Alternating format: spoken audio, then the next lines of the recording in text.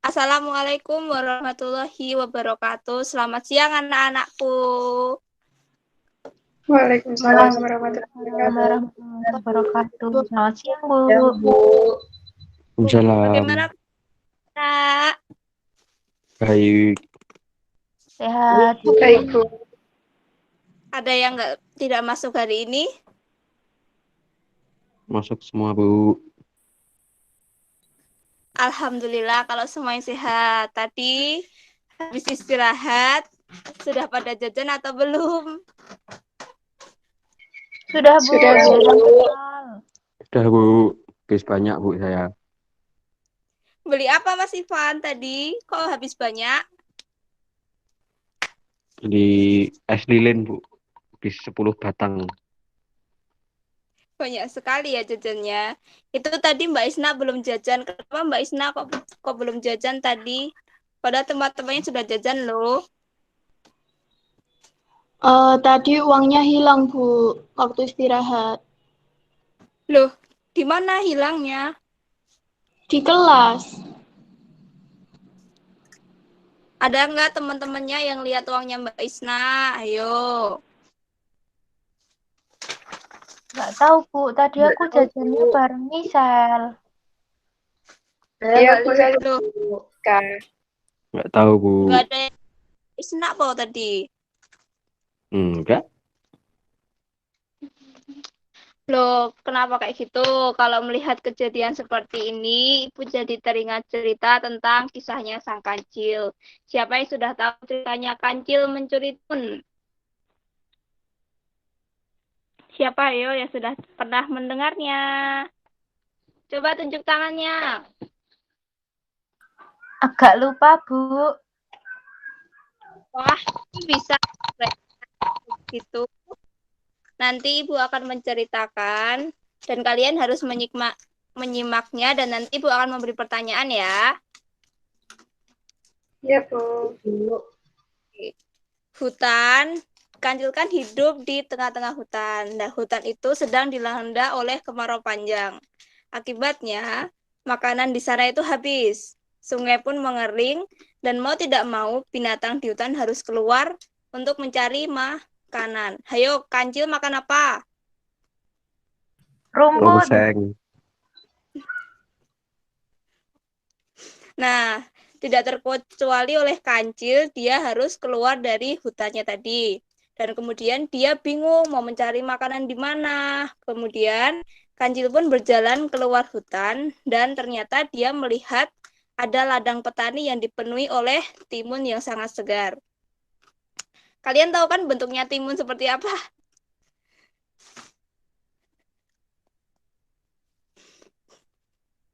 Tahu, Bu. Nah, saat kancil melihat timunnya Tahu, Bu. kancil itu pingin banget dia makan timun-timun itu. Tapi timun itu kan miliknya Pak Petani, Pak Taninya. Tapi dia tanpa memikir panjang, kancil pun segera masuk ke dalam ladang dan mencuri salah satu timun milik Pak Taninya. Kancilnya itu sangat menyukai timun karena tidak ada makanan yang harus ia makan. Jadi mau tidak mau dia harus makan dengan timunnya. Saat dia makan, dia sangat menikmati timun-timun itu hingga perutnya kenyang. Setelah dia kenyang, dia pulang dengan hati yang senang. Benar atau tidak kalau udah kenyang, kemudian hatinya senang? Bener, Bu. Bu. Terus ngantuk. Terus tidur. Iya. Kemudian kan hari-hari setelahnya kancil juga membutuhkan makanan lagi kan. Kemudian si kancilnya itu kembali mengunjungi ladang petaninya. Dia kemudian makan timun-timun milik petani lebih banyak lagi. Awalnya kan dia makan hanya sedikit untuk mencoba. Benar, Bu. Tapi lama-kelamaan jumlahnya pun bertambah setiap hari karena kancilnya akan semakin lapar. Kenapa kancil kok tidak makan selain timun? Ada yang tahu nggak? Karena kemarau, Bu. Hutan Iya, kering, nggak ada makanan. betul kan. Pintar sekali. Setelah itu, kancil ketika ia lapar, kancil akan kembali mengunjungi ladangnya Pak Petani. Ia memakan semuanya, hampir setiap hari dia makan lebih banyak dan lebih banyak. Tapi tanpa kancil sadari, perbuatannya diketahui oleh pemilik ladang. Siapa nama pemilik ladangnya tadi? Pak Tani. Pintar. Kemudian Pak Tani juga merasa geram akibat ulah kancil yang telah mencuri timunnya dari ladangnya. Kemudian Pak Tani berniat membalas perbuatan si pencuri yang telah mengganggu usahanya tersebut. Petani tanpa berpikir panjang, ia mencari ide. Dan akhirnya ia menemukan sebuah ide yang cemerlang. Pak Tani mengambil bajunya yang sudah tidak dipakai, caping, dan kelapa. Kalian tahu apa yang ia buat dengan bajunya? Terus capingnya ada kepala, berarti dia buat apa? Ada yang tahu nggak? Saya tahu, Bu. Bu, Nggak saya ada yang tahu, tahu. Bu. Kita Saya lanjut ya. tahu. Oh, siapa? Apa yang tadi bilang? Saya Apa Mas Ivan? Pak Tani buat apa? bikin orang-orangan sawah. Tuh, tepuk tangan dulu buat Mas Ivan. Kemudian Pak Tani ternyata membuat orang-orangan sawah untuk menakut-nakuti si kancil. Ia menyatukan bajunya yang tidak terpakai, capingnya, dan kelapanya membentuk sebuah orang-orangan sawah. Kemudian orang-orang sawahnya itu diletakkan di tengah-tengah ladang timun. Pak Tani bilang gini, kau akan ketakutan melihat orang-orang sawah ini kancil. Gitu. Suatu hari ketika kancil merasa lapar, ia pun kembali ke ladang petani.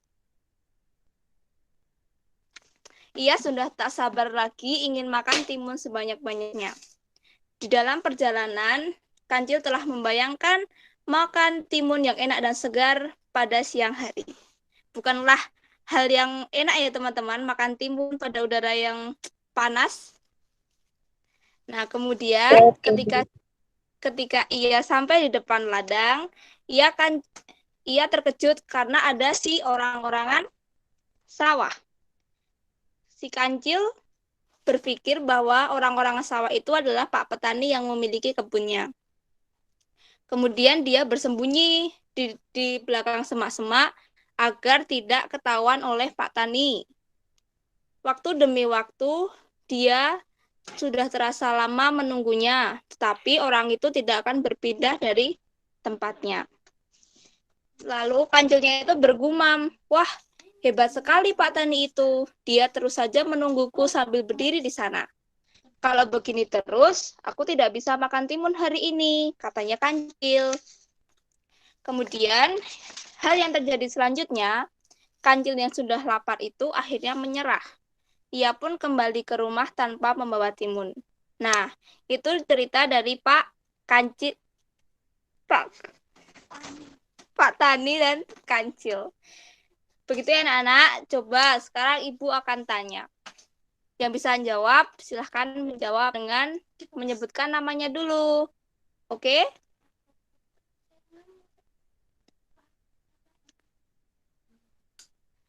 Yang pertama, siapa saja tokoh yang ada di cerita tersebut? Siapa yang bisa menjawab? Saya, Bu. Siapa? Isna.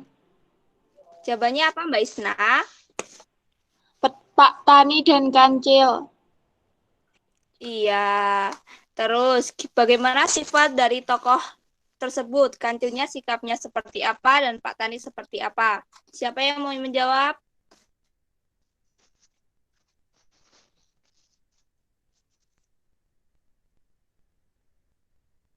Ayo teman-teman, ada nggak yang bisa menjawab? Saya, Bu. Coba Ivan jawabannya. Pak Tani itu orang yang penyabar. Iya, Terus terus Kancil itu kalau lapar menghalalkan segala cara untuk makan. iya, betul. Kemudian, apa yang dilakukan Kancil kepada Pak Tani? Siapa yang bisa menjawab? Saya Bu Farika. Iya, apa Mbak Farika? Itu si Kancil suka mencuri timunnya Pak Tani. Karena apa dia kok bisa mencuri timunnya? Karena rakus dan lapar. Iya, betul. Lanjut. Bagaimana akhir dari cerita yang Ibu bacakan tadi? Ada yang menyimak nggak tadi?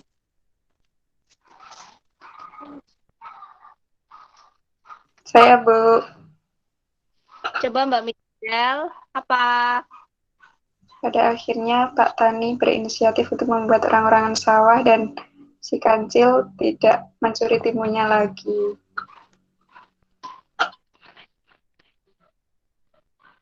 Iya. Kemudian dari cerita tersebut dapat kita ambil ada pesan-pesan moral yang untuk kita sendiri. Sekarang Ibu tanya, tadi kan Mbak Isna kan sudah berbicara kalau dia kehilangan uangnya.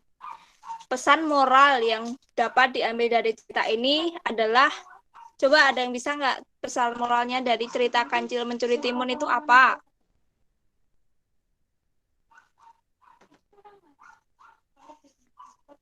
Apa, ayo? Ada yang tahu nggak? Nggak tahu, Bu. Pesan moral yang ada dari cerita Kancil yang mencuri timun itu adalah kita harus lebih berhati-hati lagi dalam bertindak. Yang kedua, jangan pernah mencuri barang yang bukan miliknya. Karena tadi kan Mbak Isna kan kehilangan uangnya. Nah, kita itu tidak boleh seperti itu. Tapi Mbak Isna juga lain kali harus berhati-hati dalam menyimpan uangnya. Begitu ya, anak-anak. Iya, Bu. Nah, dari pesan-pesan tadi dapat diambil kesimpulan bahwa tindakannya si Kancil itu bukanlah perbuatan yang baik yang harus diterapkan di kehidupan kita. Kita tidak boleh mengambil hak milik orang lain begitu saja. Karena pada cerita kali ini, Kancil yang sangat cerdik, sangat pintar, itu mencuri dan akhirnya terkena jebakan milik Pak Tani yang berupa tadi orang-orangan sawah. Ayo, sekarang ada nggak yang tahu di mana uangnya Mbak Isna? Atau ada yang menemukan ketika uangnya jatuh?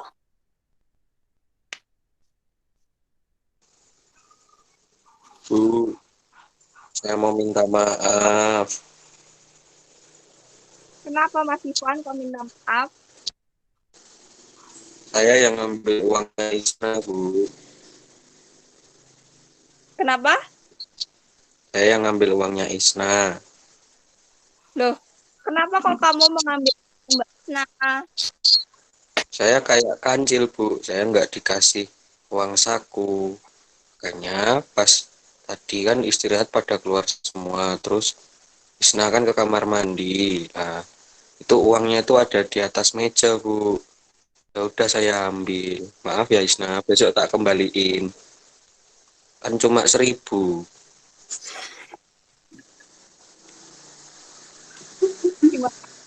Tadi uangnya cuma ditaruh di atas meja. Iya, Bu. Kan gampang, Bu, ngambilnya. Set, udah selesai. Nggak kelihatan. Mbak Isna tahu nggak kalau yang ambil Mas Ivan? Enggak, Bu. Kenapa? Kenapa kok tadi uangnya hanya ditaruh di atas meja? Kenapa nggak dimasukin di sakunya aja? Buru-buru mau ke kamar mandi, Bu. Walah, begitu ya. Berhubung sekarang sudah ada yang mengaku bahwa uangnya Mbak Isna ternyata Mas Ivan yang ambil. Jadi lain kali Mbak Isna harus berhati-hati ya dalam menaruh uangnya, jangan sembarangan, jangan terlalu dibiarkan saja. Misalnya itu kan uang pribadi, uangnya Mbak Isna sendiri, jadinya disimpan yang lebih hati-hati lagi. Dan untuk Mas Ivan, jangan begitu ya lain kali, karena kamu jangan mengambil milik orang lain begitu saja, karena setiap barang itu ada yang punya. Begitu ya, anak-anak? Iya, Bu. Maaf, Bu. Maaf ya, Isna. Besok tak ganti. Iya, nggak apa-apa. Aku juga teledor. Iya. Lalu dari pembelajaran hari ini, ada nggak yang bisa menyimpulkan kita tadi belajar apa? Ada pesan apa yang ada di cerita tadi? Coba yuk satu-satu. Saya, Bu.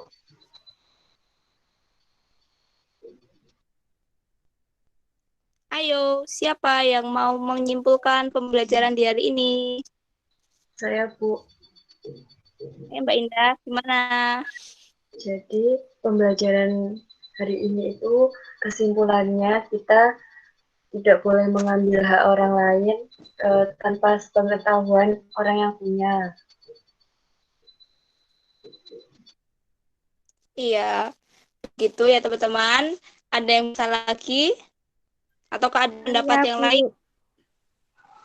Yuk, gimana Mbak Farika? Kalau punya barang itu dijaga dengan baik supaya tidak diambil atau rusak oleh orang lain. Betul. Jadi, pembelajaran hari ini yang bisa kita ambil dari cerita sang kancil itu, kita tidak boleh mencontoh perbuatannya si kancil. Kalau kita memiliki kecerdikan kayak kancil, kecerdasan kayak kancil, seharusnya digunakan untuk hal-hal yang positif dan bermanfaat bagi sesama kita. Bukan digunakan merugikan orang lain. Karena tadi tindakannya Mas Ivan merugikan Mbak Isna ya. Harusnya Mbak Isna bisa jajan, malah tidak bisa jajan. Begitu ya anak-anak. Ya, Bu. Nah, jadi pesannya Ibu, kita itu kan keluarga, jadi harus rukun satu sama lain. Jangan sampai ada yang membuat menjadi suasana kelas itu tidak nyaman untuk belajar. Jangan ada perpecahan di antara kita semua ya. Baik, Bu. Baik, Bu. Ya, ada pertanyaan lagi anak-anak? Tidak, Bu. Tidak ada, Bu. Kalau tidak ada, cukup sekian untuk pembelajaran hari ini. Kita tutup hari ini dengan berdoa menurut agama dan keyakinan kita masing-masing. Berdoa dimulai.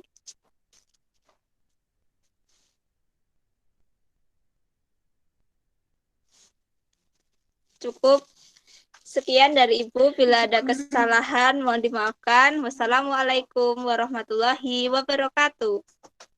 Waalaikumsalam Waalaikumsalam warahmatullahi wabarakatuh.